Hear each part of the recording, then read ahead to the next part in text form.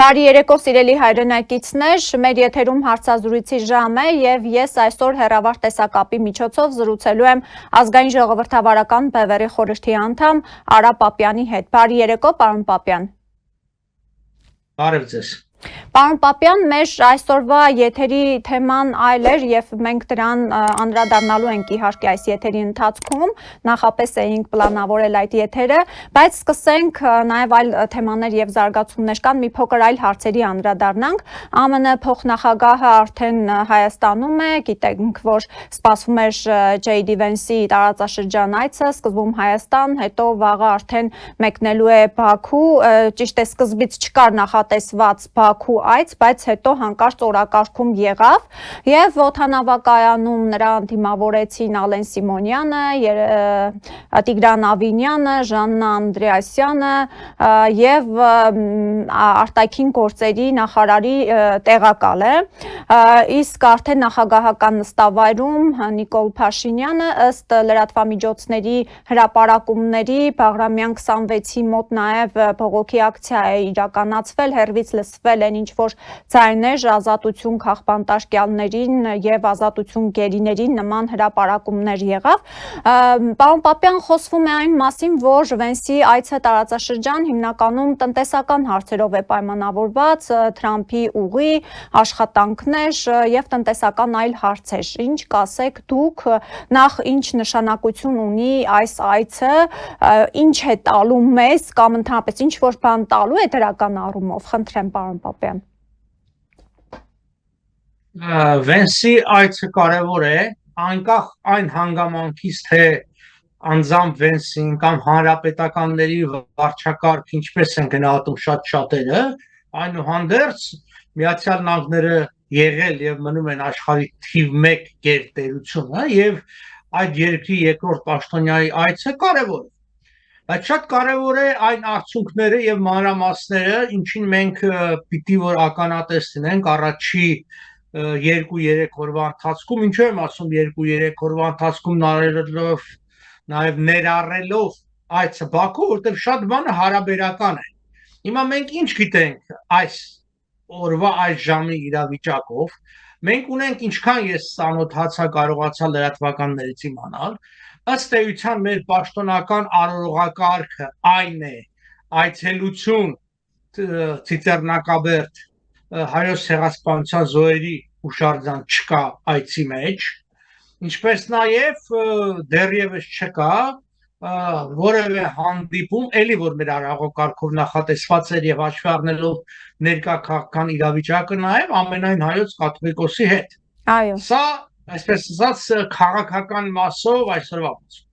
Հիմա տնտեսական մասով սա հարաբերական կարևորություն ունի այն առումով, որ սա ըստ էության այսօրվա վիճակով, այսպես կոչված Զանգեզուրի միջանցքը կամ անցուղին դեռևս ինչպես փաստաթղթերում Ադրբեջանի իրավունքները ամրագրված է, Վաշինգտոնում այդ երկում, որին խոսքը օգոստոսի անցյալ տարի օգոստոսին ստորագրված են, որին վկա էր Թրամփը, սա Ադրբեջանի եւ Նախիջևանի միջև կապն է։ Հիմա կան ակնկալիքներ, որ սա կարող է շարունակվել Հայաստանի տարածքով դեպի Թուրքիա, սա կարող է իր վրա վերցնել մեծ, ասենք Չինաստան, Արևմուտք, Եվրոպա առևտրի մի մասը եւ այլն, այս ամբողջը կարող է լինել, կարող է չլինել, որովհետեւ մի կողմից այո, Միացյալ Նահանգները շահագրգռված են, որպեսզի Ռուսաստանը շրջանցող ճանապարհ լինի այլընտրանք, այսինքն հարավային Կովկասով, մյուս կողմից էլ այդ որ օրվանից է Միացյալ Նահանգները շահագրգռված եղել չինական ապրանքը հեշտացնել Եվրոպացնելու համար, երբ որ թիվ 1 մրցակիցը Չինաստանն է։ Այստեղ շատ կարևոր է, թե ինչ փաստաթղթեր կքննարկվեն եւ կստորագրվեն Բաքվում։ Իսկն ինչ կոնկրետ պայմանավորվածություններ կգան։ Հայաստանի պարագային առայժմ ինչ որ հայտարարվել է, դա Nvidia-ի այն հայտնի ծրագիրներ, որը կար մինչև այս ամբողջը։ Այո։ Ամեն ինչ փորձ արվում ներկայացնել, որ իբր թե օգոստոսին ստորագրվեց, դրա համար եղավ ոչ։ Nvidia-ի ծրագիրը եւ արհեստական բանականության կենտրոն ստեղծելու ծրագիրը դա վաղուց կար, տարիների վեր աշխատանք էր տարվում, եթե չասեմ սա տասնամյակների աշխատանքի արդյունք է, պարզապես այստեղ ոնց որ ասած ամբողջը համընկնում է, օգտագործում է։ Հիմա տեսնենք, թե վերջնական արդյունքները Երևան եւ Բաքու ինչ կլինի, որպեսզի կարողանանք ամփոփել։ Գոնե հայտարարված առումով ըստ էության Բաքուն շատ ավելի գործնական քայլեր է ստանում, գործնական առաջարկներ, քան Հայաստանը։ Այո։ Պարոն Պապյան, ես այս հակահայ իշխանություններից որևէ ակնկալիք չունեմ, որ սրանք ինչ որ լուրջ հարցեր կբարձրացնեն, օրինակ գերիների ազատ արձակում եւ կամ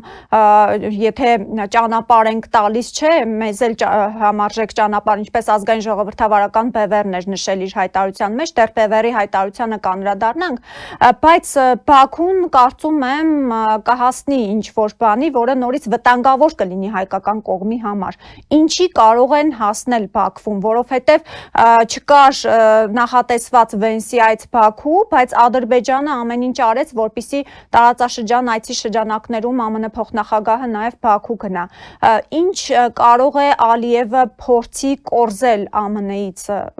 առաջիկայում, որը մեզ համար նորից իհարկե վտանգավոր կլինի։ Օգոստոսին Վաշինգտոնում ըստ էության այդ հարցերը նախանշվել են,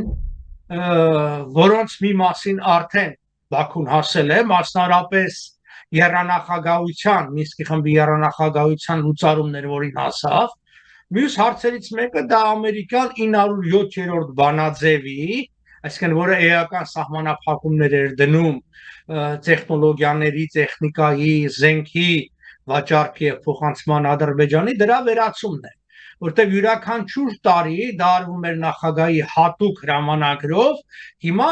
եթե ստորագրվեն մի շատ լուրջ փաստաթղթեր, բնականաբար ամերիկյան կողմին, բնականաբար նաեւ ադրբեջանական կողմին հեշտ կլինի, որպեսզի նա կոնգրեսում կարողանա անցկացնել կամ չեղարկել 907-րդ բանաձևը, ասելով տեսեք, մենք նման փաստաթղթեր ենք ստորագրել, իսկ այդ նման փաստաթղթերի իրականացումը հնարավոր չէ սահմանափակումների պարագային։ Ինչի մասին է խոսքը, այստեղ զենք զինամթերքի վաճառքի եւ ամենավտանգավորը համատեղ արտադրության հարցն է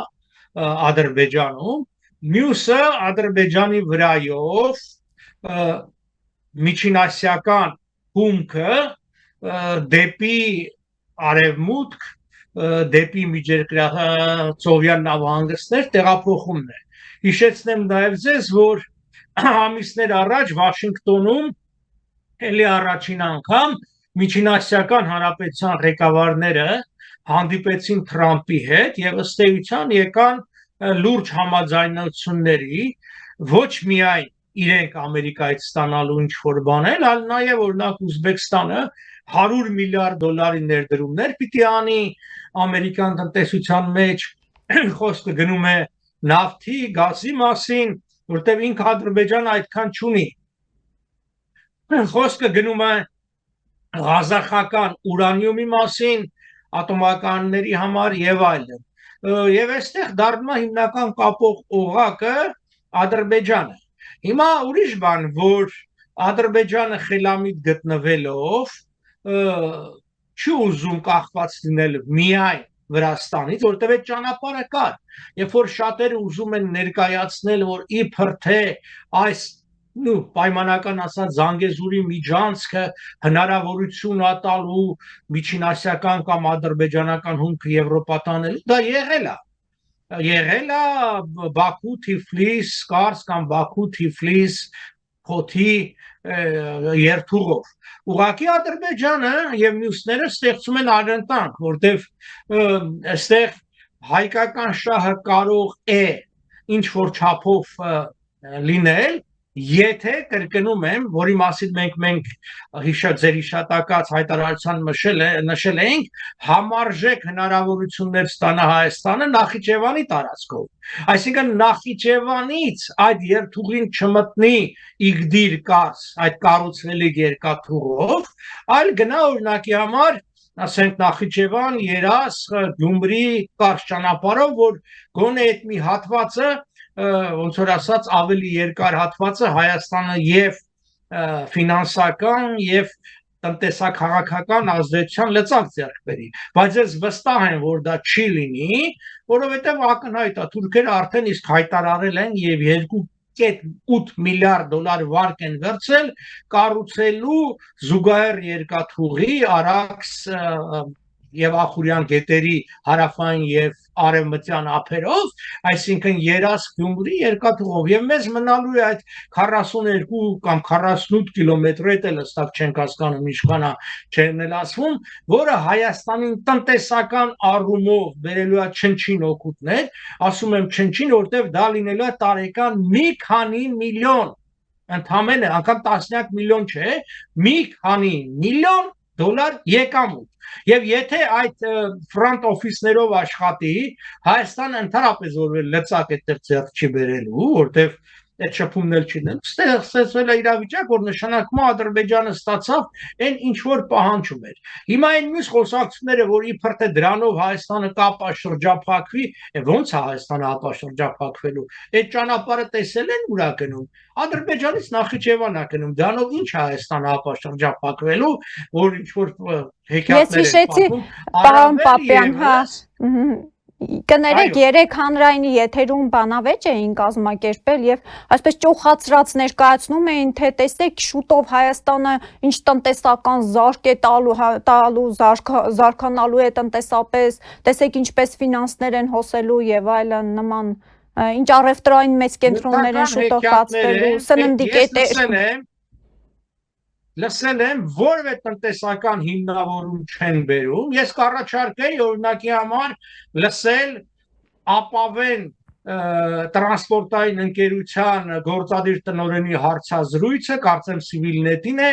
մարդիկ ովքեր որ ինչ ասեմ, թվեր են տիրապետում եւ այլն։ 1 տոննա փոխադրման տրանզիտի գինը առավելագույնը լինելու է $5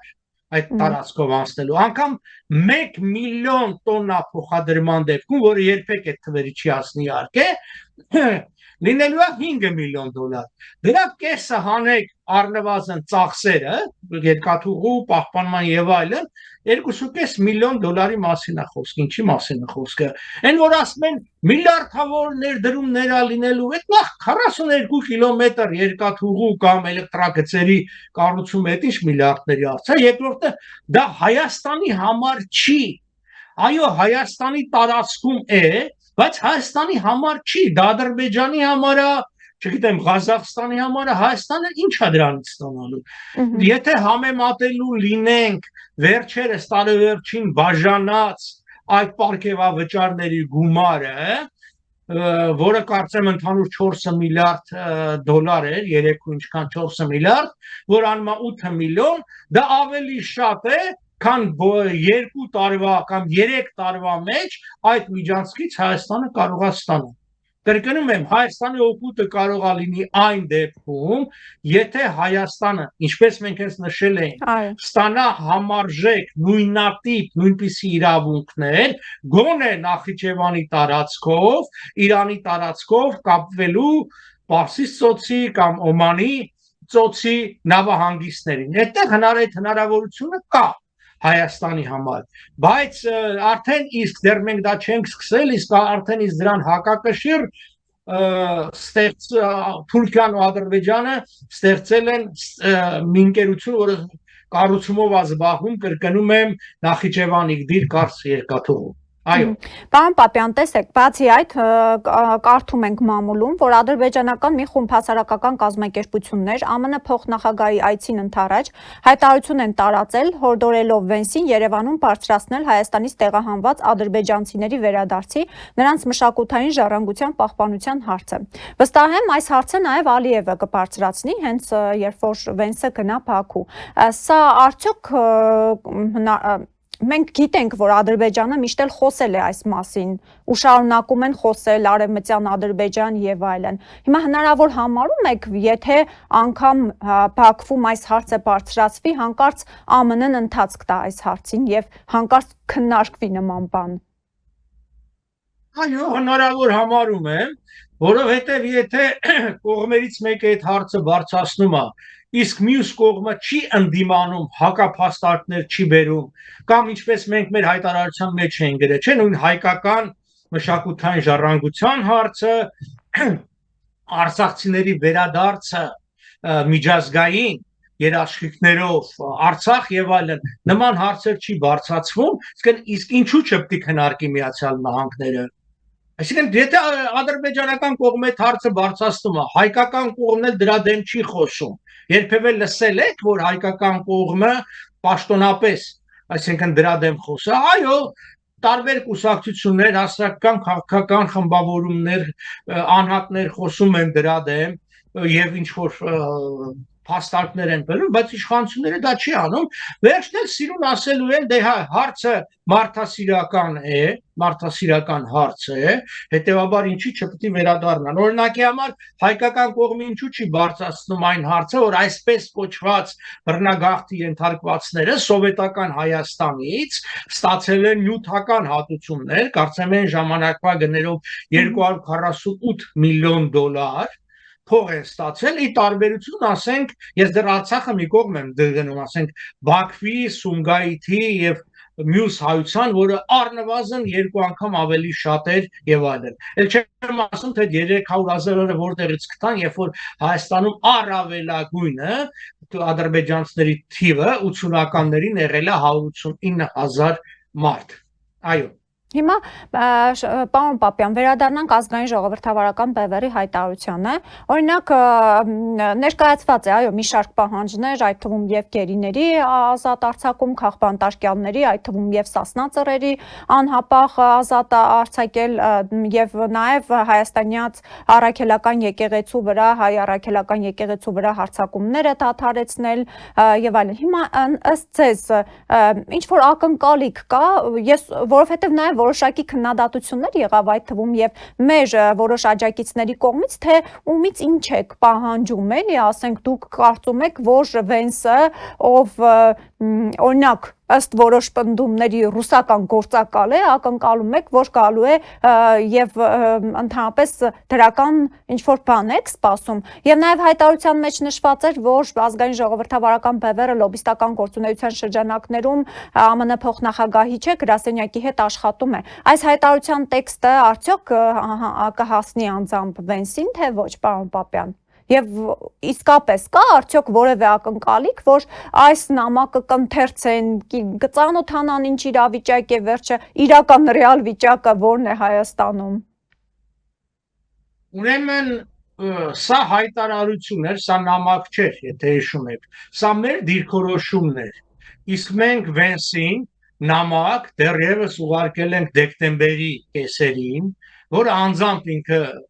չասենք անձամբ, գրասենյակը հաստատապես ստացել է, որի մեջ շատ ավելի հստակ է, որ մենք գրում ենք, որ մենք գործնական հարաբերությունների մեջ ենք, մարդիկ պիտի բացեն հասկանան, որ դա նշանակում է, որ կա որոշակի հարաբերություններ, որի մասին բնականաբար մենք չենք գրում, ի տարբերություն շատերի, որոնք պարզապես այ հիմա եկել է Վենսը, առիթից օգտվում են, մի հատ հայտարարություն են անում, որի բուն նպատակը ավելի շատ սեփական PR-ն է։ Մենք այս ամբողջ ինչ որ ասել ենք եւ գրել ենք, եւ օրինակ երկու հարցի մասին իրանք վերջերս մեզանից խնդրեցին, աշխատակազմից խնդրեցին որոշակի ավելի հստակեցում բացատրություն, մենք դա եւս փոխանցեցին, խոսքը օրերս, այցից օրեր առաջ։ Բայց մենք չենք կարող կներեք, որ ընդհատում եմ, ուղղակի հետաքրքիր է, կարծում եմ ոչ միայն ինձ, նաեւ մեր աջակիցներին, մեր հայրենակիցներին, ինչ հարցով էին պարզաբանում, խնդրում, պարոն Պապյան։ Ես դրանք չեմ կարող բացահայտել, որովհետև եթե ասեմ ինչ հարցով են, դրանով այդ նշանակում է մենք մեր ոնց որ ասած հնարավորությունները սահմանափակում ենք, որովհետև ոնց որ ասած մի ուզող ունենք, 10 չուզող ունենք այդ հարցերի վերաբերյալ։ Բայց ասած հետեւյալն աշխատանքը տանում է, մարդիկ չեն հասկանում, որ դիվանագիտությունն ու քաղաքականությունը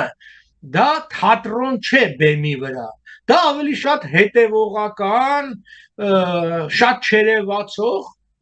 աշխատանք է։ Երբեմն արդյունք է տալիս, երբեմն ամիսների աշխատանքը որևէ արդյունք չի տալիս եւ այլն եւ այլն, դա անում ենք։ Այնպես որ այդ աշխատանքը կա, տրվել է, բացատրություններ են տվել, հստակեցումներ են տվել, հանդիպումներ են եղել, էլի կլինեն եւ այլն։ Սա մեկ։ Մյուսը, եթե Վենսը Ուզբեկստանի, Ռուսաստանի թե Կամպուչիայի լրտեսա դա մեզ չի հուզում։ Տվյալ պարագային Վենսը Միացյալ Նահանգների փոխնախագահ եւ քանի դեռ ոնց որ ասած ինքը այդպեսին է, մենք հարաբերությունները Վենսի հետ չենք մշակում։ Մենք հարաբերությունները Միացյալ Նահանգների փոխնախագահի հետ ենք մշակում։ Մյուսը, եթե չեն ուզում, որ մենք ոնց որ ասած այդ խնդրանքներով, պահանջներով, աշխատանքով դիմենք Միացյալ Նահանգներին, նրա փոխնախագահին, նախագահին, բա ուրիշ ում են ուզում դիմենք։ Պուտինին դիմենք, Էրդողանին դիմենք, բնականաբար քաղաքականությունը, դիվանագիտությունը հնարավորինի արվեստ է։ Անում ենք այն, ինչ որ հնարավոր է, ինչ որ հավանական է։ Չի նշանակում, որ մենք իհարկե դիմեցին կամ մյուսները դիմեցին վաղը հենց ինչ որ մի բան պիտի անեն, բայց դա շատ բարձ հարց կա։ Վաղ իրանք մեզ ասելու են եւ ճիշտ են ասել, ինչպես շատ անգամ եղել է եւ ամերիկացի եւ եվրոպացի։ Եթե այդ հարցերը ձեզ հուզում էին, ինչի մի կես բերան մեզ չէիք ասում։ Դա շատ կարևոր հանգամանք է։ Այդ հարցով պետք է օրինակ վերցնել Ադրբեջանից, նայեք, Ադրբեջանը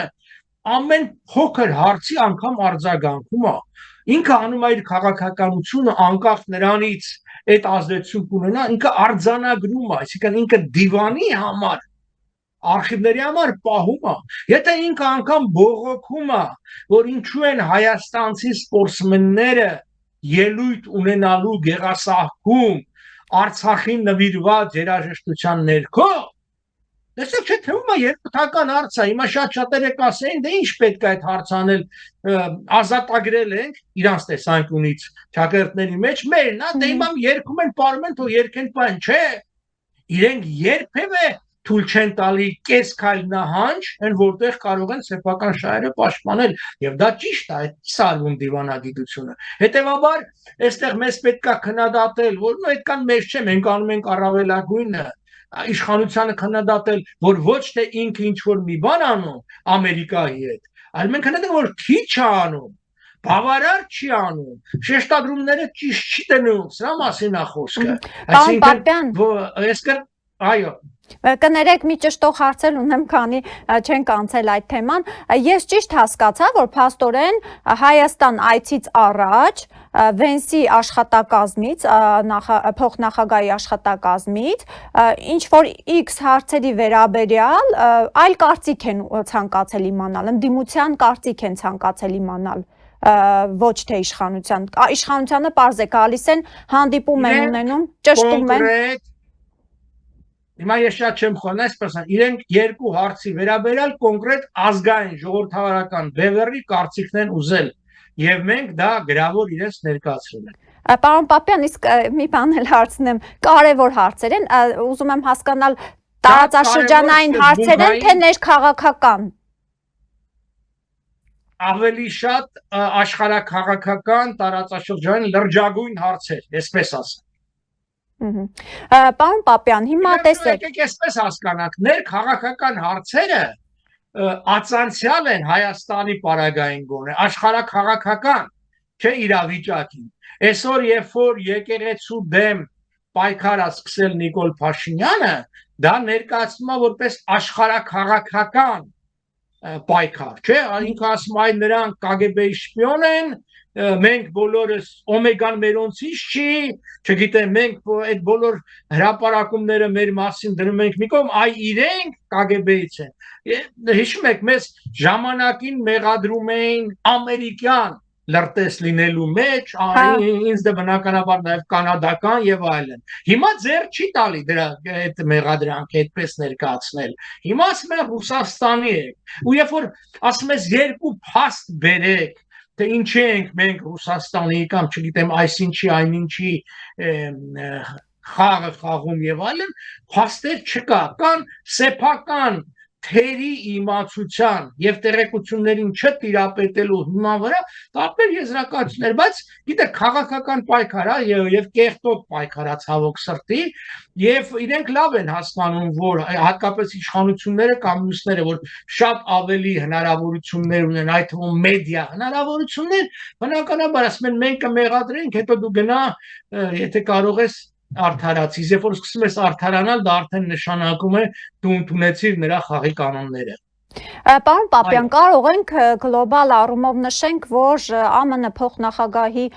Հայաստան այցը մեզ ընդհանուր առմամբ ոչ մի բան էլ չի տալու, եթե ինչ-որ բան էլ տա Ադրբեջանին կտա։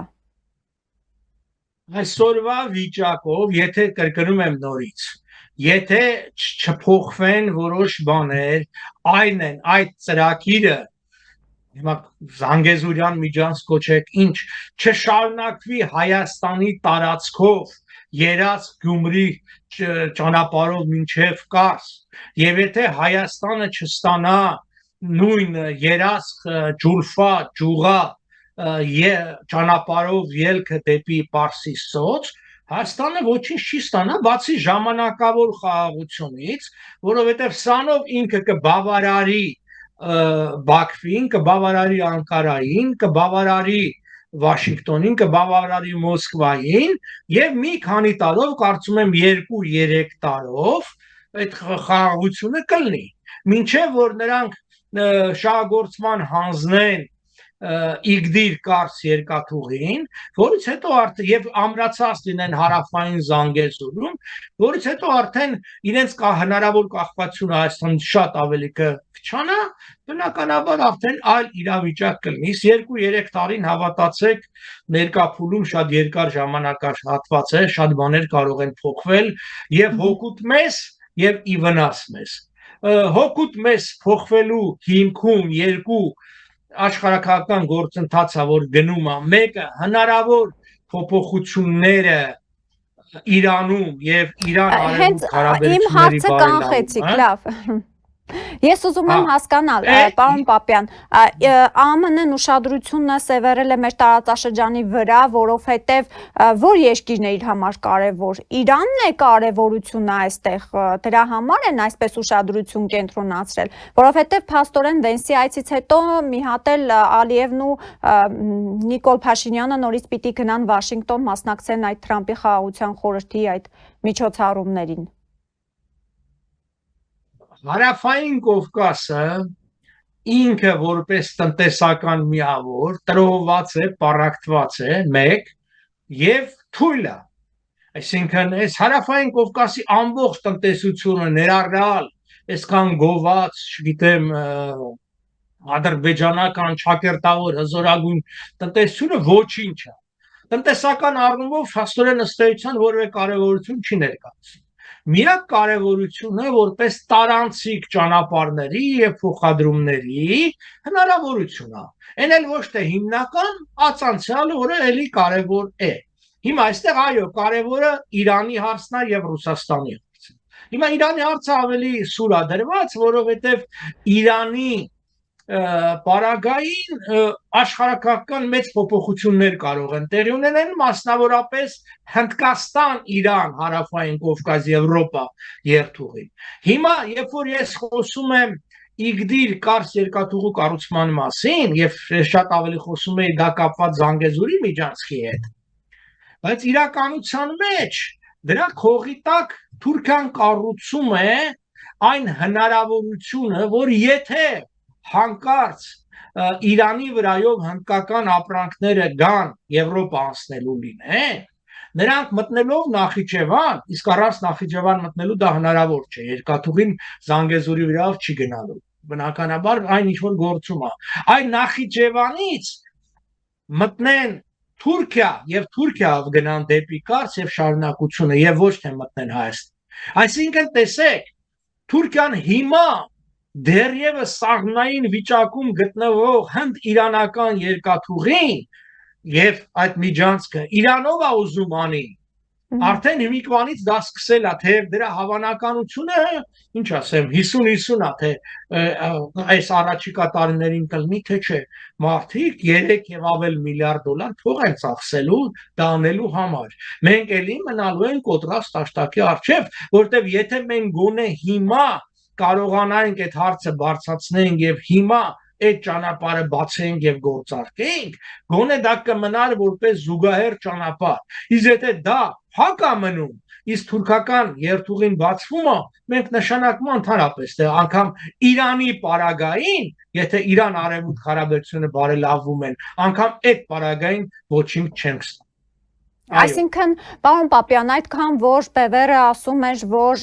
հենց որ Իրան-ԱՄՆ հարաբերությունները կարգավորվեն, Հայաստանի համար հնարավորություններ են բացվում, քանի որ այս հակահայ ռեժիմը ոչ մի բան չարեց, Թուրքիան ձեռքերը ծալած չի նստել եւ փաստորեն սկսել է գործի անցնել, ինչը բնականաբար վատ է մեզ համար։ Դուք ճիշտ բառ օգտագործեցիք, որ մենք ասում ենք հնարավորություն է բացվում, բայց այդ հնարավորությունից դուք պիտի կարողանաք օգտվել։ Եթե այդ հնարավորությունները գալիս եւ գնում անկողքով, գիտեք մի հայկական հեքիաթ կա, շատ կարծեմ անկելք մարդն է կոչվում, էլի այդ հնարավորությունների մասին է, չէ՞ որ գնում է Աստծոց խնդրում է հարստություն, կին եւ այլն եւ ամեն անգամ Աստված տալիս է իրան, բայց այդ մարդը չի վերցնում, ասում է ինձ Աստված դեռ հիմա էս նույնն է։ Այո, այդ հնարավորությունները կա, բայց դու այդ հարցը չես շոշափում, չես դնում։ Այ եւ Թուրքիան էլ ի վերջո անկելք մարդիկ չեն։ Իրենք հասկանում են, որ եթե հանկարծ հնդ-իրանական երթուղին Նախիջևանից շարունակվի Հայաստան, Վրաստան այդ ճանապարհով, Հայաստանը դառնում է կարևորագույն օղակ։ Հետևաբար դրանից զրկելու համար իրենք շրջանցող ճանապարհ են կառուցում, որ նշանակում է մի մասը Կարսից էլի կգնա հակառակ ուղղությամբ դեպի բան, Թիֆլիս եւ Փոթի, մյուսն էլ Կարսից, այսինքն Էրզրում եւ այլն մյուս ճանապարհով։ Իրենք Կարսն են հանգույցի վերածում, այնինչ դա կարող է լինել Գյումրի,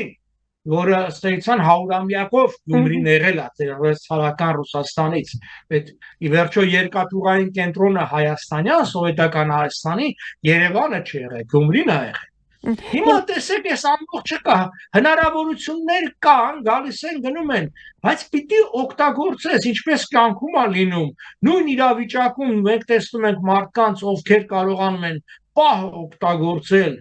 եւ ստեղծում են բարիք, մարդիկ կա, որոնք չեն կարողանում, որտեղ նպատակ չունեն, գիտելիք չունեն, տեսլական չունեն, ցանկություն չունեն, կամ գործակալ են, մենք դեռ չգիտենք, դեռ շատ բաներ պիտի բացահայտվի, որտեղ նրանք, ովքեր խոսում են Վենսի գործակալ լինելու մասին, ես հենց պիտի ասեմ, Վենսի կամ Թրամփի գործակալ լինելու մասին, եթե դա իրականություն է լինի, Հայաստան դրանից շատ ավելի քիչ է ուժելու, քան երբ որ Հայաստանի ղեկավարության մեջ ենթադրաբար կան գործակալներ դատելով նրանց գործունեությունից։ Այո։ Հիմա պարոն Պապյան,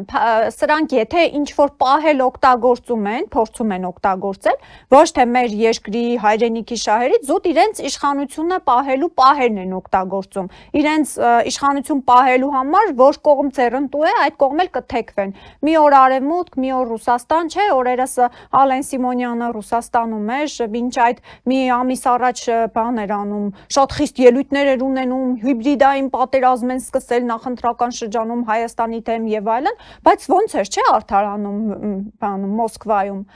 Հիմա պարոն Պապյան, սա ինչպես կարող են ներքաղաքական կյանքում հնարավոր կլինի օգտագործել իրենց համար, որովհետև ամեն ինչ իրենք օգտագործելու են այս նախընտրական շրջանում։ Խաղաղության ճակերտավոր համաձայնագրի նախաստորագրումը դա խաղաղություն ենք բերել եւ այլն, երբ որ 2021-ին մենք ասում էինք ապագա կա, հիմա ասում ենք ապագան եկել է խաղաղության տեսքով։ Հիմա ուզում եմ ասել, այս ռեժիմը ամեն ինչ փորձում է, ասում են հիմա առաջին ԱՄՆ բարձրաստիճան պաշտոնյայի այցն է Հայաստան, սա մինչ այդ մակարդակով չի եղել։ Սա ինչպես են փորձելու ժողովրդին, այսպես ասած, վաճառել։ Դուք արդեն հիշատակեցիք երեք թե առաջի օրը բանում հանրայինում այդ քննարկումը, չէ, հենց նվիրված Վենսի այցին, եւ այդտեղ բացահայտվում էր, իհարկե դա օգտագործվելու է, օգտագործվում է, դա PR-ը, օգտագործվելու է նաեւ մայիսին Հայաստանում կայանալիք Եվրոմիության երկրների այնտեղ պաշտոնական անունը մոռացա այդ հավաքը եւ այլն, ամեն ինչ արվելու է դրա համար, հասկանալի է, արվելու է օգտագործելու են։ Օրինակի համար հենց ձեր այդ նշած, որ ասում են միլիարդավոր դոլարների ներդրումներ, միլիարդավոր օգտու, կրկնում եմ, որևէ մեկը թիվ չի բերում, հաշվար չի բերում, չի ասում ինչի մասին է խոսքը եւ այլն։ Ծավալները մյուս հատկապես կրկնում եմ շատ սա հավասարում է բազմաթիվ անհայտներով եւ մի անհայտի փոփոխությունը արմատապես փոխի օգտագործելու են ասեմ միայն հիմա չէ այս իշխանությունը ինչ եկել է իշխանություն իր բոլոր քայլերը գրեթե առանց բացառության ուղղված են մի նպատակի դա սեփական իշխանությունը պահելն է Եվ այդ խաղաղություն կոչեցյալները ինչ է, իրանք չեն հասկանում, որ սա խաղաղություն չի բերելու։ Ադրբեջանի հետ ոչ թե 7 տարի, այլ 70 տարի բոլշևիկների ժամանակ այդ խաղաղության քաղաքականությունն էր եւ որը շատ ավելի արդյունավետ էր։ Եթե նայում եք տնտեսական ինտեգրացիան, որ կար Հայաստանի եւ Ադրբեջանի միջև չկար, բայց դա չհանգեցրեց, չէ՞ պատերազմի կանխմանը բախումներին։ Հիմա ժողովրդին կերակրում են, ասում են, այ եթե մենք բերում ենք ադրբեջանական բենզին, որը էլի կասկածելի է ադրբեջանական թե չէ կամ ինչ որակի է, կամ ռուսական, ղազախական ցորեն, ուրեմն սա զսպելու է։ Լուրջ եք ասում։ Նա թե պատերազմներին նայեք, տեսեք, այդ որ տնտեսական հարաբերությունն է զսպել պատերազմին։ Երկրորդ համաշխարհայինն է զսպել, առաջի համաշխարհայինն է զսպել, չգիտեմ, Ղարաբաղյան առաջի պատերազմն է զսպել, ինչ ասեմ, Թուրքիա, Սիրիա պատերազմն է զսպել այդ տնտեսական հարաբերությունները, որ ինչ որ դրանով ներկա չէ, բայց ես հասկանում եմ, մարդիկ ուզում են լավ բան լսել, երբ որ դու լուրջ հիմնավորված թվերով վերլուծություններ ես ներկայացնում, մարդիկ ոչ թե ստաբդա են հասկանում։ Ասում են ճուզողություն եք անում, բայղուշություն եք անում, դե թող աշխատեն, թող աշխատեն, մի անգամ աշխատեցին, տեսանք արդեն Արցախի ճակատագիրը, մենք մեռանք զգուշացնելով, որ այս քաղաքականությունը հանգեցնելու է Արցախի կորուստի, հիմնավորելով, նույն Արցախ գնալով, նույն թեև մի անգամ գնացել եք այդ ծեծի ենթարկվել այն բռնապետերի կողմից, որ այնտեղ էին եւ հիմա Աստծո պատիժ են ստանում, մենք դրանց հետո էլի գնացինք, չէ՞, փորձում ենք մարդկանց բացատրել այդ ամբողջի սխալը, լինի այդ Ռուսաստանին ապավինելու եւ այլն, բայց մենք ստանում ենք հակահարվածներ, մեղադրանքներ։ Հիմա այդ նույն մարդիկ քանի որ իրավիճակը փոխվել, այսինքն Ռուսաստանի ընդհանուր ռազմաքաղաքական ազդեցությունը թուլացել է, ուրիշ բան էին ասում, բայց ես երեք լսում էի, որ երեք բանը առացիորեն Ալեն Սիմոնյանը ասում էր մի լուբիմ վաս, լուբիմ, այդ սերեր խոստովանում, սա նրա ապացույցն է, որ ասում ենք որևէ անդամի սառեցում դեռևս ոչինչ չի նշանակում, սառեցված անդամն էլ անդամ է, Եթե քանի դեռ պաշտոնապես հայց չի եղել, դիմում չի եղել դուրս գալու որևէ ռուսաստանյան կառույցից, մնալու են։ Հիմա այն մնացած էլի հեքիաթները, հիմա ասում են երկաթուղին օգտվել։ Եթե Ռուսաստանը շարունակում է կառավարել, կարծեմ չէ 2049 թիվն է, թե 30 քանի թիվն է, երկաթուղին շո, չէ 40 քանի թիվը, երկաթուղին մնում է Ռուսաստանի կոնստիտուցիոն կառավարման ներքո Ո՞նց են օրինակ աշխատացնելու առանց Ռուսաստանի։ Հիմա վերջում այս ամբողջը ներկայացնում են, որ սա մենք արնում ենք, որպեսզի կախվածությունը թույլատնենք Ռուսաստանից։ Հիմա վերջում Ռուսաստանը գալու է եւ ստացվելու է, որ ոչ մի բան էլ չի լինելու։ Ադրբեջանը օգտվում է, որտեղ ստանում է անխափան, անխոչնդոտ անցում, այն ինչ որ ինքը ուզում է, Ռուսաստանն էլ շարունակել է իր դերակատարությունը ունենալ եւ ավելի շատ Զախարովան ասեց, չէ, որ կարող են քննարկել, թե Ռուսաստանը ինչ մասնակցություն կարող է ունենալ TRIP-ին։ Պարոն Պապյան, իսկ իսրայելական ընկերությունների մասնակցությունը հնարավոր համարում եք ԱՄՆ-ն օրինակ ինչ ընկերություններով ըստ թե երևի Իսրայելով ներկայություն կունենա, հա? Թե կարող է թուրքական ընկերություններ կան օրինակ։ Ադրբեջանական լինի։ Իսկ ով ասեց, որ չկար, այդտեղ միակ խոչընդոտն է, որ բանը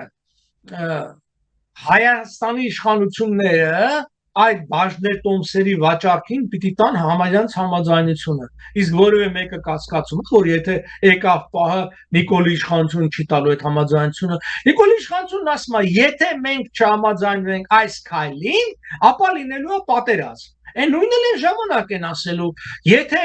մենք հիմա ուզում է 74%-ից Ադրբեջանը ենթադրենք ուզում է գնել 28%-ը, այսինքն Հայաստանից ավելի շատ, եթե իրան մենք համաձայնությունը չտանք, որ իրան վաճառեն, ապա պատերազմ կլինի։ Եկեք հանուն խաղաղության սա վաճառենք։ Հետո այստեղ ուրիշ հարց կա։ Սա company-ը, ընկերություն է, սա մասնավոր կառույց է։ Եվ այս մասնավոր կառույցը կարող է իր բաժնետոմսերը ծախի զանազան օֆշորային ընկերությունների, որոնց թիկունքում կամ որոնց խորքում լինի տարբեր ադրբեջանա-թուրքական ընկերություններ, ինչպես շատ ծրագրեր կան, որոնք այսօր տարածաշրջանում իրականացվում են, բայց եթե խորանում եք, պարզվում է, այդտեղ ադրբեջանական թուրքական հետ կա։ Մասնավորապես Լիդիանը, այսինքն Ամուլսարի հետ շահագործող եւ այլն, եթե հիշում եք, այսինքն ինձ ուղարկել են մի մեծ ցանկ անունների, որ մանգամ կարող եմ գտնել, բաժնետերեր ունեցողի Ադրբեջանի եւ Թուրքիայի քաղաքացիների։ Թեև այդ ընկերությունը օֆշորում գրանցված ընկերությունում է գործում, բայց ըստ էության այն ինչ որ մեր բնությունը ավիրելու է եւ մեր ջրային ռեսուրսները ավիրելու է իբր թե Հայաստանին մեծ եկամուտ բերելու համար, բարձվել է որ խորքում դա ադրբեջանա-թուրքական ընկերություն է, որի նպատակն է ոչ միայն փող աշխատել, այլ Հայաստանում ապրելու հնարավորությունը վատացնել։ Եթե չասեմ անհնարին դարձնել, որտեղ եթե Սևանը հիմնական ջրի պաշարը աղտոտվեց, Հայաստանը ապագա չունի։ Հայաստանը ապագա ունի, քանի դեռ կա Սևանը, որտեղ հաստատ մի 20-30 տարի հետո ընդհանրապես թիվ 1 խնդիր աշխարհում դելու է ջրի հարցը, որոշ տեղեր արդեն իսկ ջուրը լուրջ հարց է, մասնավորապես մեր հարևան Իրանում։ Այնպես որ նայեք, Հայաստանի վիճակը ծանր է։ Հայաստանին պետքա լուրջ, հետևողական, բանիմաց քաղաքականություն, որոնց իշխանությունը կարող է, ես ասում եմ շեշտել, կարող է բերել դրական արդյունքների, բայց կարող է չբերի, որտեղ վիճակը շատ ծանր է։ Այսինքն, իսկ երբ որ այս իշխանությունն անում, այս իշխանության միակ նպատակն է, այո, բայց սեփական իշխանությունը կպահեն։ Ես գրեթե կասկած չունեմ, որ այս իշխանությունները պահելու են իրանց իշխանությունը, լինի կեղծիքներով, խախտումներով, ջարդելով, ձերբակալություններով, կեղծիքով, ամեն ինչով, որտեղ իրենց հաջողվելու ըստ էության աշխարհակաղակական բոլոր կենտրոններին համոզել, ոչ միայն համոզել, այդպես է, որ մեր իշխանության մնալը ձեզ ձեռ է տալի, այո, շատերին ձեռ է տալի, բացի հայ ժողովրդից։ Հիմա դա դրան է ուզում գանք, պարոն Պապյան, փաստորեն կարող ենք ասել, որ ընտրությունների արդյունքները կանխորոշված են արդեն իսկ Հայաստանի, թե այնուամենայնիվ Իրան-ԱՄՆ բանակցություններ տեղի ունեցան, դեռ չգիտենք ինչ կլինի, արդյոք այդ փոփոխությունները կարող են լինել մինչև ընտրություններ եւ ըստ ձեզ կգան համաձայնության,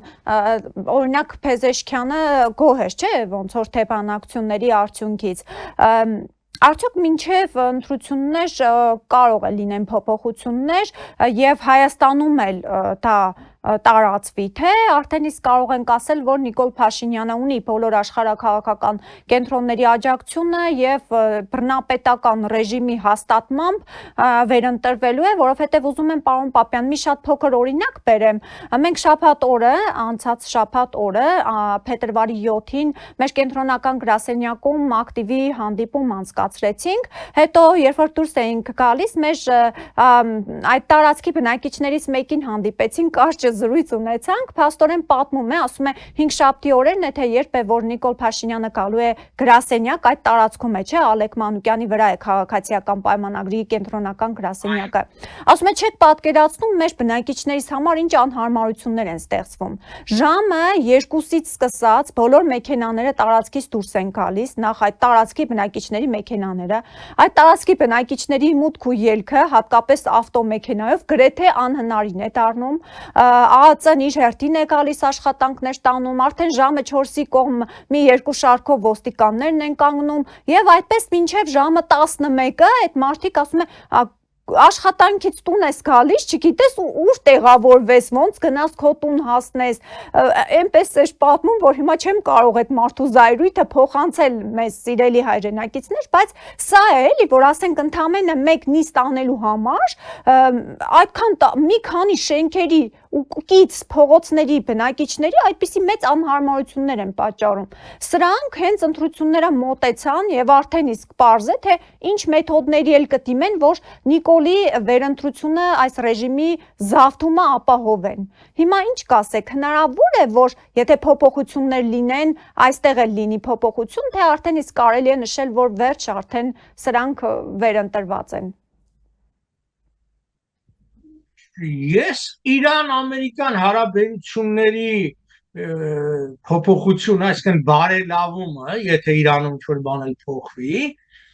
կամ մնա նույն իշխանությունը, բայց քաղաքականությունը փոխվի, դա չի կապի Հայաստանի ներքաղաքական վիճակի հետ, որտեղ այս իշխանությունները ցույց որ իրանք սկզբունքային չեն, այսինքն իրենք շատ արագ կհարմարվեն ցանկացած վիճակին, այսինքն եւ իրենք նայեք նույն Ալեն Սիմոնյանը ինքն էլ օրինակ բերեցիք Հայաստանում ինչ ասես ասում է Ռուսաստանի հասցեին եւ շատ հարցերում ճիշտ էր ասում այդպես չի որ բանը բայց իսկույն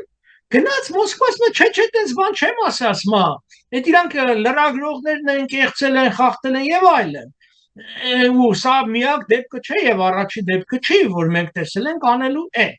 Հետևաբար օրինակ ես չեմ տեսում որևէ մի աշխարհակաղակական կենտրոն ներառյալ Իրանը, որ այսինքն այս Հայաստանի ներկա իշխանությունների հետ չաշխատի, որտեղ այս ներկա իշխանությունները հարմար են բոլորին, իրենք բոլորին հարմարվում են,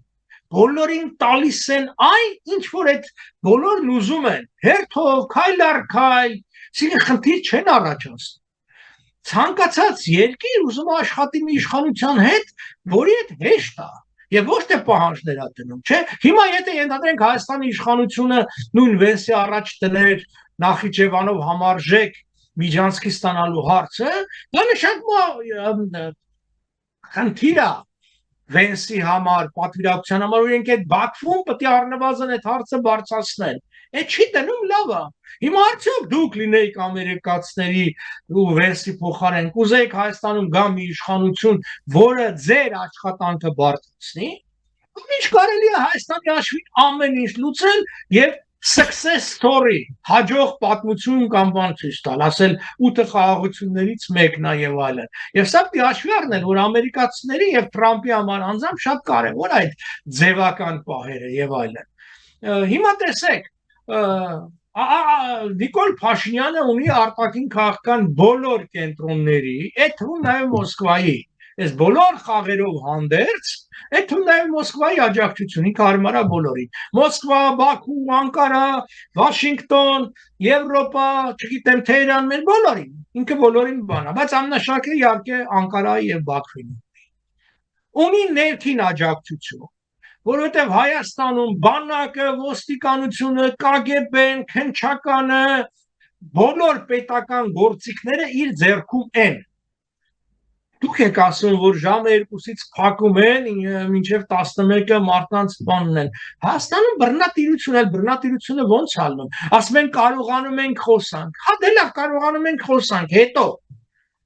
մեր մեջ խոսում են տեխնիկապես այն էլ իրանց ձեռ է տալիս, որովհետև այդ խոսալն էլ ներկայացնում են նույն արևմուտքին, ասում են տեսեք կարողանում են խոսանք, բայց ով որ մի քիչ այնպես չի խոսում, այնա բռնում են բանն անում, կամ մեր դեմքի չեն քրեական գործեր հարուցել։ Լավ, պարոն Պապյան, այդ դեպքում փոփոխությունները Հայաստանում ինչպես պետք է լինեն։ Եթե արտաքին աշխարհը հովանավորում է Նիկոլ Փաշինյանին, ներսում էլ ռեսուրսներն իր ձեռքում են, ցանկացած ժողովրդական ընդվզում կճնշի ոստիկանությամբ ամեն ինչով օրը մի գվարդիա ստեղծվում է։ Այդ դեպքում ինչպես պետք է լինեն փոփոխությունները ու մանավանդ ընտրություններով հնարավոր կլինի հասնել փոփոխությունների։ Դրա համար մենք բազմաթիվ անգամներ ասել ենք նորություն չէ։ Դուրս արի փողոց։ Հա, դուրս եկան փողոց, պարոն Պապյան։ Ձեր ասած չեն եկել փողոց։ Դուրս չեն եկել փողոց։ Թող 100,000-ով, 200,000-ով դուրս գան փողոց, տեսնեմ Նիկոլա, այդ մենք ենք դուրս գալի փողոց 1000-ով, 2000-ով, որից հետո ճնշումների են ենթարկում։ Բա մենք ինչի այսպես կոչված որ մեզ մեղադրում են, ասում են, այ դուք սրբազան շարժմանը աջակցեցիք։ Բապտի աջակցենք, 3 հիմնական սկզբունքային խնդիրներ, որոնք մեր ծրագրայիններ առաջադրվեց։ Առաջին, Նիկոլ Փաշինյանի հրաժարականի պահանջ համաժողովրդական ընդվզման ճանապարհով, անցումային կառավարություն, օրենսդրական ու սահմանադրական փոփոխություններով, այդ լծակների հենց վերացումը, որի մասին խոսում ենք, եւ արտահերթ ընտրություններ առանց անցումային կառավարության եւ ուժերի մասնակցության։ Դա է ճանապարհը։ Հիմա լիքը ուժեր կան, որոնք արդարորեն հասկանալով, չհասկանալով տանում են, ասում են ընտրություններով։ Մենք ասել ենք, մենք 2 անգամ մասնակցել ենք ընտրությունների եւ մեր փորձը ցույց է տալիս, որ հասկանում եք, Հայաստանում քվեարկությունը նախ տեղի չունենում գաղափարի հիման վրա։ Հայաստանում մարդկանց մեծ մասը քվեարկում է իրավիճակային տարբեր պատճառներով։ Ճնշման տակ, ակնկալիքներով, կաշառքով, վախով եւ այլն։ Մենք մեր համար սովորական է, չէ՞ դառել, որ օրինակի համար նույն քնչական կամ դատախազությունը նույն խոսքը չի համարում հանցանք, պաշտոնապես ասում է հանցակազմ չկա, հետո Նիկոլ Փաշինյանի հրահանգից հետո, ասենք նույն ձևակերպումը, մասնավորապես Միքայել Սրբազանի մասին է խոսքը, դա ձևակերպումը շատ արագ որպես հանցագործություն, այսինքն արագ արվում է։ Սա է խոսքը։ Միակ ճանապարհը Հայաստանում իշխանապահ Նիկոլ Փաշինյանը իդեպ ժամանակին ճիշտ ասաց, ես ցույց եմ տվել ճանապարհը, եթե չեք ուզում, արեք նույնը։ Էտա Հայաստանում երբևէ անկախությունից ի վեր երբևէ ընտրություններով իշխանապողություն չի եղել։ Ներառյալ Նիկոլ Փաշինյանի իշխանապողությունը։ Եթե երբևէ չի եղել, հիմա ինչի պետք է լինի։ Այսինքն ձեր անձնական կարծիքով, պարոն Պապյան, ոչ որպես Պևերի խորհրդի անդամ, որ ընտրություններով Հայաստանում իշխանապողություն չի լինի։ Եվ հետևաբար գտնում եք, որ Պևերը իմաստ չունի, որ մասնակցի այս ընտրություններին։ Անձնական իմ տեսակետով իմաստ չունի մասնակցելու։ Ինչու՞։ Որտեղ եթե կրկնում է, որտեղ իշխանությունը հաղթելու է էլի։ Հաղթելու է, դու էլ ստանալու ես 1-2%։ Բայց կա հակառակը, կա նման կարծիք, որ բա այսպես մնալ, պասիվանալ, աջակիցներ կորցնել, գուցե մասնակցենք, թեկուզ եւ 1%-ային հավաքենք, հետընտրական զարգացումներ կլինեն, այդպես ազդեցություն ունենան։ Նախ հետընտրական զարգացումներ կարող են լինել, եթե աշխարհակահաղական որևէ կենտրոն դանով շահագրգռված լինի, որը ես չեմ տեսնում։ Մյուսը հետեւյալն է. Եթե խոսքը գնում է հետևորդներ կորցնելու մասին, իսկ ով ասաց, որ այսինքն մասնակցել եւ քիչ քվե հավաքելը նույնպիսի կորուստներ եւ ավելի չի բերի եւ այլն։ Այս ամբողջ շատ ավելի բարդ է։ Խնդիրը հետեւյալն է. մեր այն քաղաքականությունը, որը մենք իրականացրել ենք, որը ճիշտ է եղել, բայց պիտի ընդունենք, որ էական վճռորոշ արդյունքի չենք ասել, դա նա է, որպեսզի եւ սեփական ժողովրդին եւ ուժային կենտրոններին ցույց տալ, բացահայտել իրավիճակը Հայաստանում։ Հիմա չի ստացվես, մա ուժները չի պատահել։ Հիմա պարոն Պապյան, լավ, չմասնակցել ընտրություններին, բայց ինչ որ մի բան պիտի անի Պևերը, չգիտեմ, այսպես գնալ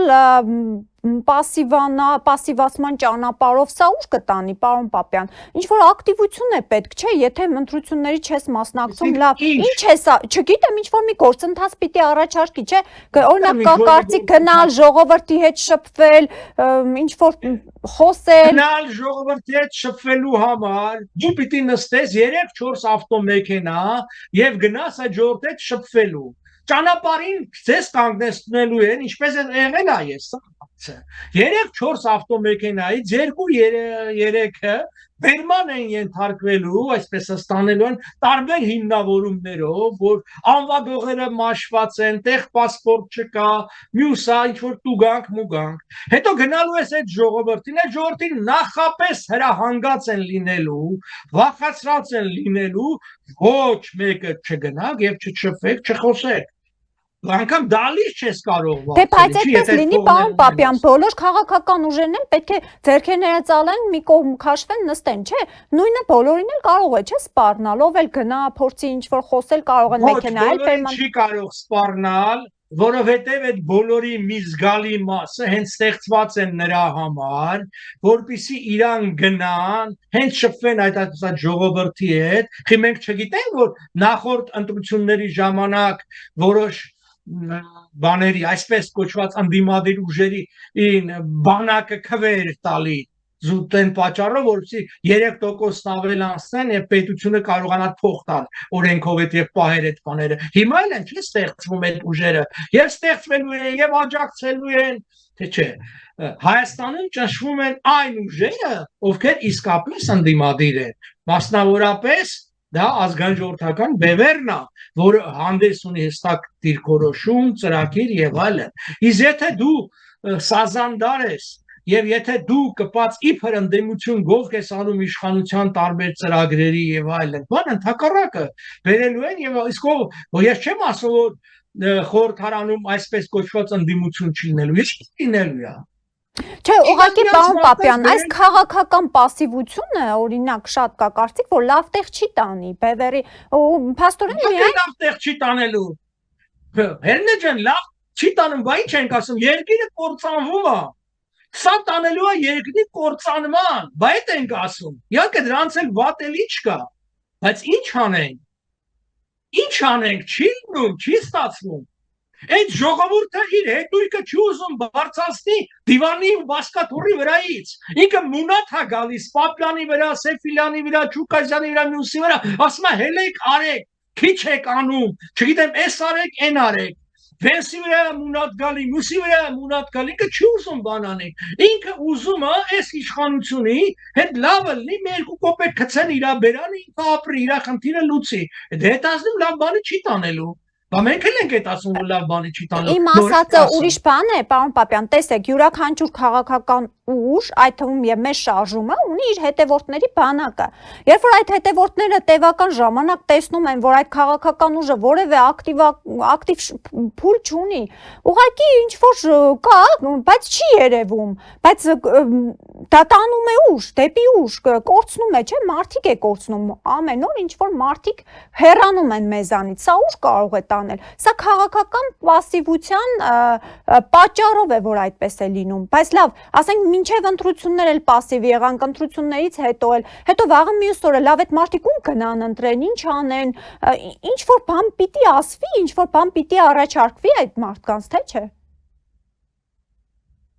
Այն ժամանակ նախ ես իմ շնորհակալությունն եմ ուզում հայտնել բոլոր այդ մարդկանց, ովքեր որ այսպես հետևողականորեն պայքարել են, բայց դուք չեք կարող ոնց որ ասած մի փոքր թիմով, այդ անգամ այդ չհեռացած տարբերակով, անգամ այդ մի քանի հազարով, որ մեր հետ են ինչ որ բան կարողանաս փոխել, երբ որ դու չունես բավարար մարդականակ, դու չունես բավարար կամ անգամ բավարարին մոտ մեդիա, ֆինանսական, այլ հնարավորություններ եւ այլն չկա։ Այսինքն մեր քաղաքական պայքարը պիտի չլինի նրա համար, այսինքն ինքնանպատակ չպիտի լինի, այսինքն մենք պայքարում ենք ինչի համար, որ չհեռանան, թե պայքարում ենք նրա համար, որ Հայաստանում արմատական փոփոխություններ լինեն։ Եթե այդ արմատական փոփոխությունների հնարավորությունը շատ քիչ է, այդ դեպքում պետք է ոնց որ ասած, ինչ ասեմ, ընդունել որ վիճակը է սա։ Հիմա լիքը նոր ուժ է եկել, քաղաքական բաներ, ճառեր ասողներ, բաժակա ճառեր ասողներ եւ այլն, որ Հայաստանը պետք է լինի ուժեր եւ հարուստ, Հայաստանը պիտի, չգիտեմ, սանի եւ այլն, քննադատում են Նիկոլ Փաշինյանին, ճիշտ են անում, դա իրանց թույլատրված է որ անեն, բայց առաջարկ չկա, կտեսնենք հիմա թողանեն ով կարող է։ Ես ասում եմ, այս իրավիճակում, երբ որ աշխարհակաղակական կենտրոնները շահագրգռված են Նիկոլ Փաշինյանի իշխանության մնալով, երբ Նիկոլ Փաշինյանը շատ ավելի այսօր կոշտացրել է իր կառավարման ձևը, քան անգամ 21-ին էր, եւ շատ ավելի տրոհել է դաշտը, ընտրությունների դաշտը, հավանականությունը, որ Հայաստանում ընտրությունների ճանապարհով կլինի իշխանափոխություն, 0-ի մոտ է։ Իսկ եթե լինի իշխանափոխություն, էլի չեն գալու արևմտամետ ուժերը, էլի մենք չենք գալու, գալու են պրոռուսական ուժերը։ Ես անձամբ չեմ ուզում ոչ սրանց, ոչ նրանց։ Հետևաբար, ոնց որ ասենք գցել Նիկոլին եւ գան նույն նիկոլական ուժեր, ասենք մենք ունենք այսօր թաքնված պրոռուսական ուժեր հանձին ԿՊ-ի եւ բացահայտ պրոռուսական ուժեր։ Իսկ ինչա դա Հայաստանի ժողովրդին տալու։ Չի տալու։ Իսկ եթե խոսքը նրա մասին է, որ մարդիկ կան, որոնք ուզում են, չգիտեմ, ինչ որ դիրք պաշտոն ստանան, ինչ որ կուսակցությունների մեջ են, ես չեմ ուզել, որտեվ ես անգամ երբևէ գիտեք ցուցակների մեջ չեմ եղել, այդ ընտրական ցուցակների, ես արել եմ առավելագույն եւ անում եմ եւ անելու եմ այն ինչ որ կարող եմ անել, բայց մենք հիմա վերլուծում ենք քաղաքական իրավիճակը, նախընտրական փուլը։ Դուք ինձ հարց եք տալիս, որպես ոչ թե Բևեռի խորհրդի անդամ եմ ձեզ պատասխանում, այլ քաղաքական վերլուծաբան։ Հնարավորություն կա ընտրություններով Հայաստանում իշխանափոխություն անելու, որպես Բևեռի խորհրդի անդամ ես կարող ասեի, այո, եկեք մասնակցենք, տապալեն, գրավեն։ Ես պատասխանում որպես քաղաքական վերլուծաբան, ներկա փուլում, այսօրվա վիճակում, ես չգիտեմ մի ամիս հետո, 2 ամիս հետո ինչ կարա փոխվի։ Այսօրվա վիճակում ընտրություններով Հայաստանում իշխանափոխության հնարավորություն չկա։ Օրինակ, պարոն Պապյան, ձեր կարծիքով այս կամ այն աշխարհաքաղաքական կենտրոնը, լավ, Ռուսաստան չասենք, ԱՄՆ-ն որ դեպքում այլևս չի աջակցի Փաշինյանին։ Չէ՞ որ այդ մարդը ինչ ասում է, մարդը անում է։ Դուք էլ նշեցիք, որ իսկ ինչի պիտի չաջակցեն, այդ մարդը ինչ ասում են, անում է։ Հիմա որ դեպքում։ Այն դեպքում, երբ որ Միացյալ Նահանգներին պետք կլինի Հայաստանում լինի ազգային իշխանություն, որը հետամուտ կլինի հայկական հարցին եւ հայկական իրավունքների իրականացման։ Այն է այդ քաղաքականությունը կհամընկնի Իսրայելի քաղաքականության հետ թուրք-իսրայելական հակամարտության դեպքում։ Պարզ ասած, այսօր Իսրայելն ու Ամերիկան աջակցում են Ադրբեջանին, որտեղ թիվ 1 թշնամին Իրանն է, Իրանում իշխանափոխությունից հետո թիվ 1 թշնամին կդառնա Թուրքիան, այդ պարագային Հայաստանը կընկալվի որպես դաշնակից։ Այդ պարագային Նիկոլը իրանց պետք չի լինի, այդ պարագայում իրանց պետք կլինի Հայաստանը ուժեղացնել եւ Հայաստանում բերել ազգային իշխանություն։ Այն որ Արարատից հրաժարվում, այն որ չգիտեմ իրական Հայաստանի այդ ամբողջն անում, այն չի անում, որտեղ թուրքական կողմը հասկանում է, որ Հայաստանի միակ հզորացման հիմքը դա է։ Հայկական հարցը, որ ստեղծվել է ոչ հայերի կողմից ավելի քան 100-150 տարի առաջ, 1870-ից այսքոմ, դա եղել է մշտապես լուրջ քաղաքական գործիք մեծ պետությունների ձեռքին։ Հիմա շատերն ասում են հայերը դրանից տուժել են, օգտվել են, բան, կարող է տուժել են, կարող է օգտվել են, հարցը չի, որտեվ ես էլ կարամ ասեմ օգտվել են, որտեվ հայկական պետականությունը ժամանակին ստեղծվել, որի շնորհիվ էլ մենք սովետական հանրապետություն ենք ունեցել։ Բայց խնդիրը հետևյալն է, հարց եք տալիս, երբ Ամերիկային ձեռնատու կլինի,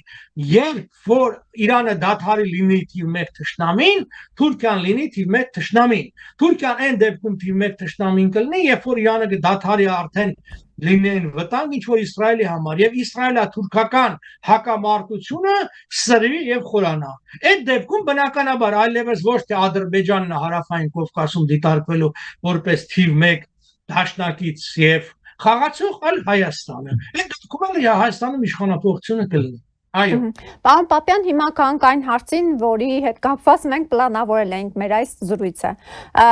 Երբ որ Նիկոլ Փաշինյանն ու Ալիևը մեկնեցին Արաբական Միացյալ Էմիրություններ, այդ իրենց խաղաղության պարգևը ստացան, այդ օրն էր, կարծեմ, Արդարադատության նախարար կոչվածը հայտարարեց, որ մինչև մարտ ամիս Հայաստանի սահմանադրությունը պատրաստ կլինի, բնականաբար սրանք սպասում են Թուրքիայի, Անկարայի եւ այլ պետությունների հովանավորությամբ իշխանազավթում անեն, որ հետո սահմանադրությունը փոխեն, այսինքն երբ որ վերարտադրվեն, հանրաքվեն անելու։ Այս մասին իրենք ասել են արդեն։ Իսկ դա ենթադրում է նաև, որ անկախության հռչակագրից հրաժարվում են։ Դրան զուգահեռ մենք գրեթե այդ օրերին էր, պարոն Պապյան, իմացանք, որ Նախիջևանի ինքնավար հանրապետության սահմանադրության նախաբանը փոխվել է եւ Մոսկվայի ու Կարսի պայմանագրերի անվանումները հանվել են Նախիջևանի սահմանադրությունից։ Սա ինչ է նշանակում։ Սա նշանակում է, որ Թուրքիայի 100-ամյա եւ ավել քաղաքականությունը, որի մասին էլի մենք միշտ խոսել ենք, ասել ենք, այն է, որ հայկական ոչ միայն պետականությունն է անընդունելի Թուրքիայի կամ թուրքերի համար, այլ նաև հավաքական գոյություն, հավաքական գոյությունը, այդ քաղաքականության շարունակումն է։ Սա հետևանքա հենց ինչի հիմա, հենց հետևանքա Զանգեզուրի միջանցքի, որովհետև դա հնարավորություն է տալիս իրար կապել անխոչնդոտ միջանցք, անկախ նրանից, որ 6 անգամ հիշատակված է, որ Հայաստանի ինքնիշխանությունը այդ տարածքի վրա պահպանվում է, նշանակում է դե ֆակտո այդ միջանցքը Հայաստանը չի վերահսկելու։ Նշանակում է իրենք ունեն այն ինչ որ ուզում են։ Այդ երկուսը կապվում է։ Դա ժամանակավոր լուծում է Ադրբեջանի տեսանկյունից։ Վերջնական լուծումը իրենք հստակ ասել են, դա Զանգեզուրի, Վայոց ձորի, Վարդենիսի առնվազն այդ կանի գրավումն է, ելք դեպի Սևանալիչ ջրերի համար, վերահսկում մոլիբդենին ու ոսկուն, այդ հիմնական պաշարներին, եւ ինչ որ փոքր Հայաստան, այսպես գուցե ձևական անկախ բացիրականության մեջ ադրբեջանական պրոտեկտորատի ստեղծում, որը իրանց ձեռ է տալիս։ Այդ քաղաքականության տեսանկյունից պիտի նայեն։ Բնականաբար դա իրանք անում են, դրա մեջ էլ եմ կրկնում, դա պիտի դիտարկել բանով, այն դասագրքերի տեսանկյունից, որ իրենց մոտ սերունդ են դաստիարակում, անճառերի տեսանկյունից, որ օրինակ ամառը 2-3 միջազգային լուրջ համաժողով արեցին Շուշիում, Գաբալայում եւ այլն, Ալիևի ելույթները մարդիկ չեն թաքցնում։ Պարոն Պապյան,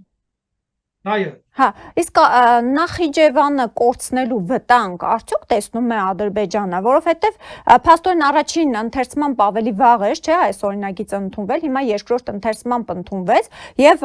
ինչ փոփոխություն են արել։ Նախիջևանի ինքնավար հանրապետության գործող սահմանադրության նախաբանում նշվում էր, որ Նախիջևանի ինքնավարության հիմքերը դրվել են միջազգային պայմանագրերով 21 թվականի մարտի 16-ի Մոսկվայի պայմանագրով եւ 21 թվականի հոկտեմբերի 13-ի Կարսի պայմանագրով։ Հիմա առաջարկվող նոր տարբերակում նշվում է, որ Նախիջևանի ինքնավար հանրապետությունը Ադրբեջանի հանրապետության անբաժանելի մաս է հանդիսանում։ Ես ուզում եմ հիշեցնել ձեզ, որ ժամանակին, երբ որ Հայր Ալիևը թաքնված էր Նախիջևանում, այդ ժամանակ հռչակվեց Նախիջևանի անկախություն եւ այլն, որ չի ենթարկվում Բաքվում, բարբերաբար այդ ամբողջը եղել է։ Նաև ասեմ, որ Նախիջևանի ինքնավարությունը ինքնին անօրինական է, որովհետև Մոսկվա եւ Կարսի պայմանագիրը, որտեղ շատերը նաև սխալ գրեցին տեղեկություններ տարածվելու մեջ, չի նախատեսում ադրբեջանական ինքնավարություն Ադրբեջանի կազմում։ Այդտեղ զուտ պրոտեկտորատ է։ Այսինքն Նախիջևանի տարածքը պրոտեկտորատ էր Ադրբեջանի ենթակայության տակ, այսինքն չի հանդիսանում մաս։ Դրա համար էլ իրանք հիմա ամրագրում են որպես անբաժանելի մեզ։ Այո, այդ վախը եղել է, որովհետև Նախիջևանը չի հանդիսացել եւ ելի չի հանդիսանում անկամ ըստ ադրբեջանական սահմանադրության Ադրբեջանի մաս, որովհետև Եվ նաև Արցախը չի հանդիսանում։ Կրկնում եմ բազմաթիվ անգամներ ասածս, եթե Ադրբեջանը իրեն ճանաչել է ըստ սահմանադրության եւ սահմանադրական օրենքի որպես առաջին հանրապետության իրավահաջորդը, իսկ այդ առաջին հանրապետության տարածքում չեն եղել ներառված չի եղել Ադրբեջանի կազմում ոչ Արցախը, ոչ Գարդմանքը, ոչ Նախիջևանը, այդ հիմքը չկա։ Դու չես կարող, իսկ իրենք անում են, որտեղ պատասխան չկա։ Ոնց որ ասած, ճաշացանկի նման նայել եւ ընտրել այն կետերը, ինչ ձեր քիմքին հաճելի է։ Այդ իրականացնում են։ Հիմա իրենք դա արեցին, որտեղ լավ են հասկանում, որ որևէ հակադարձում չի լինի։ Հիմա եթե մենք ժամանակին, երբ որ ինքնավարություն ստեղծվեց, կարծեմ 23-ին ստեղծվեց, 23-ին էր, 24-ին էր, որ պետություններ հիմնական բողոքողը այդ ինքնավարության մեջ, Թուրքիայի հանրապետությունը, որտեղ Թուրքիան ասեց, դուք խախտել եք Մոսկվայի պայմանագիրը, խախտել եք Կարսի պայմանագիրը, դուք ոնց եք ձեզ միացնում։ Եվ նա եղել է, այո, հենց դրա համար էլ եղել է ինքնավարություն, որտեղ դա եղել է ոնց ասած հայկական ինքնավարություն։ Մենք այսօր ուրիշ բան, կարճ ասած, քանի դեռ Հայաստանի իշխանությունները իրենց խնդիրը տեսնում են իշխանության պահելը եւ բոլորին բավարարելով ստանալ աջակցությունը, այդ խնդիրը ենք հաջողությամբ անում են։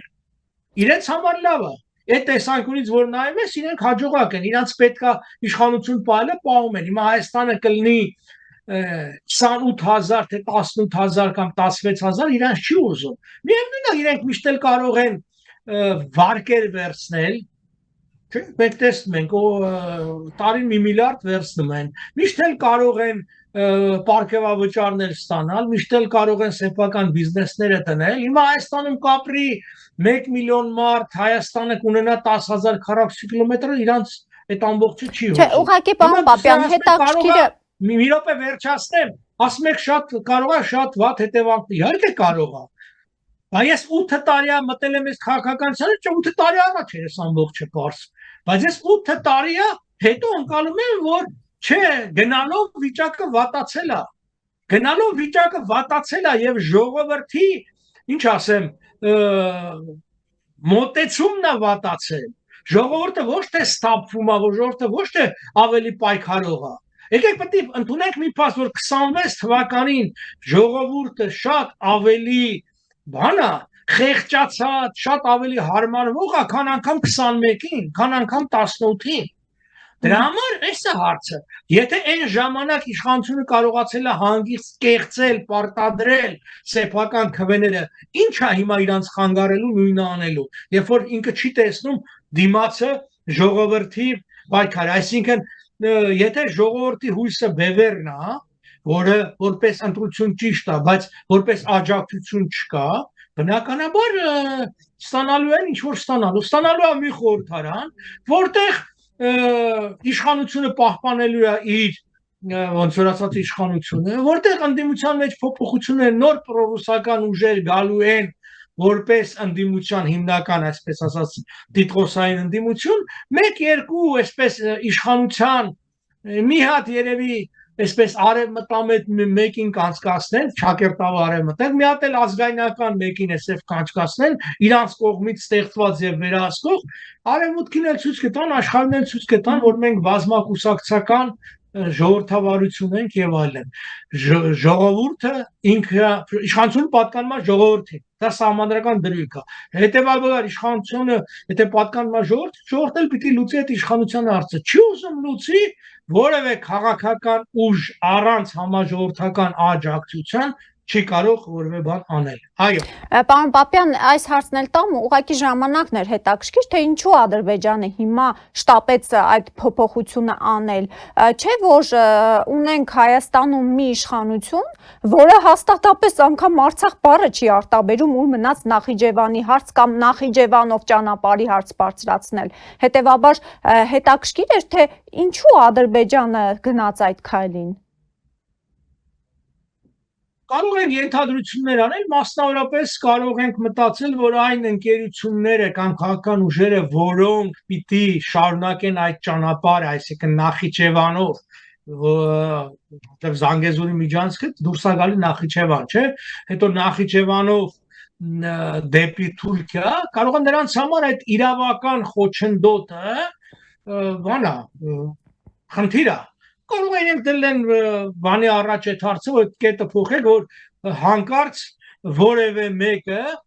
օրինակ, քանի որ տեսեք, օրինակ Վրաստանը կարծի պայմանագրի անդամ է, ենթադրենք Վրաստանի վրա ռուսական իշխանության ազդեցությունը շատ է եւ նա կարողանում է կամ նույն Մոսկվան միջազգային դատարանում բողոքարկել այդ քայլը, այսինքն ինչու եք դուք կառուցում այդ ճանապարհը խախտելով մեկ կողմի իրավունքները, որ ամրագրված է Կարսի եւ բանի պայմանագրերում, Մոսկվայի պայմանագրում։ Չգիտեմ, կարան գեթադրությունը, բայց դա էական չի։ Հիմա իրենք այդ փոփոխություններն անել եւ շատ անելու են։ Հարցը էսպես, ինչի մեր այսպես ասած սահմանադրության փոփոխության հարցը դրեցին, որտեղ այո դա պահանջներից մեկն է։ Ինչու հայտարարություն եղավ, որ հնարավոր է ստորագրվի խաղաղության պայմանագիրը եւ շատ հավանական եմ համարում, որ խաղաղության պայմանագիրը ստորագրվի մինչեւ հունիս, այսինքն մարտին դրվի այդ հարցը, որի ի պատասխան տրվի այդ գործընթացի սկիզբը սահմանության փոխում, որին ի պատասխան Ադրբեջանը ստորագրի, որը աջակցի Նիկոլ Փաշինյանին ծախելու ժողովրդի վրա խաղաղության գաղափարը, կեղծ խաղաղության գաղափարը, բայց փաստաթուղթը խաղաղության ուժի մեջ չի մտնի, քանի չի լինի վավերացված։ Ես հիշեցնեմ ձեզ Սյունիքյան արձանագրությունները, որոնք ստորագրված էին, վավերացված չէին եւ չմտան ուժի մեջ, եւ իս դրանից հետո այդ վավերացումը տարիներ կտևի, մինչեւ վավերացվի, եւ կարծում եմ, քանի դեռ չի կառուցվել իգդիր կարճ ճանապարհը, խաղաղության պայմանագիրը չի վավերացվի, կլինի ստորագրված, չվավերացված։ Միջազգային տերմինաբանության մեջ կոչվում է unperfected treaty, ոչ կատարյալ փաստաթուղթ, այսինքն փաստաթուղթ, որը ունի քաղաքական նշանակություն, բայց չունի իրավական պարտադրանք։ Իդեպ դա ամրագրված է նաև TRIP-ի մասին այդ շրջանակի մեջ, ինքը framework է կոչվում, անգամ ոչ treaty, ոչ agreement բան չունի, ուղղակի շրջանակ է, չէ՞ ասում շրջանակային համաձայնագիր։ Այո։ Եվ պարոն Պապյան, արդեն ամփոփելով մեր զրույցը, փաստորեն այս պահի դրությամբ հուսադրող բան չկա, եթե այս զարգացումներով ենք մոտենում հունիսի 7-ին, որևէ դրական բան հնարավոր չէ սպասել, եթե գլոբալ փոփոխություններ չլինեն տարածաշրջանում, այո։ Եթե ես չեմ կարծում, որ մինչև հունիս այդ փոփոխությունները կարող են լինել, կրկնում եմ, փոփոխությունները կարող են լինել հետևյալով, երկու կարևորագույն հարց պիտի լինի։ Իրանը պիտի դադարի լինել արևմուտքի թշնամի,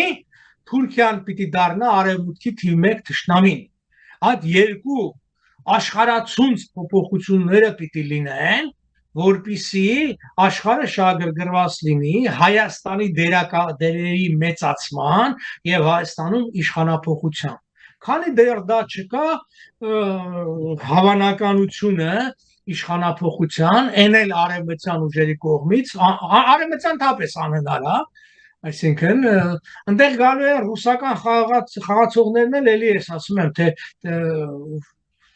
Էլի եթե ռուսական բանով ասացվածքով ասում է, «Хрен редкий не слаще», այսինքն մեկը մեկից լավը չի, այսպես ասած էլի, այնպես որ հա, մի գուցե այդ լկտիության չափը, որ այսօր ԿՊ-ն ունի, այս նոր եկածները չունենան առաջը, բայց այդտեղ էլ մենք աշխարհական լրջագույն այլ խնդիրներ ենք ունենալու, այնպես որ քաղաքական ստապ վիճակը տալիս է հետևյալ գնահատականը, որ միայն աշխարհական մեծ փոփոխություններից հետո Հայաստանում հնարավոր կլինի փոփոխություն։ Դա իմ անձնական տեսակետն է։ Այո։ Շնորհակալ եմ պարոն Պապյան այս հետաքրքիր զրույցի համար։ Սպասում ենք ձեզ շուտով հայրենիքում։ Շնորհակալություն նաև ձեզ սիրելի հայրենակիցներ այս հաղորդումը դիտելու, տարածելու, լայքելու եւ մեկնաբանելու համար։ Այսքանը հաջողություն կհանդիպենք։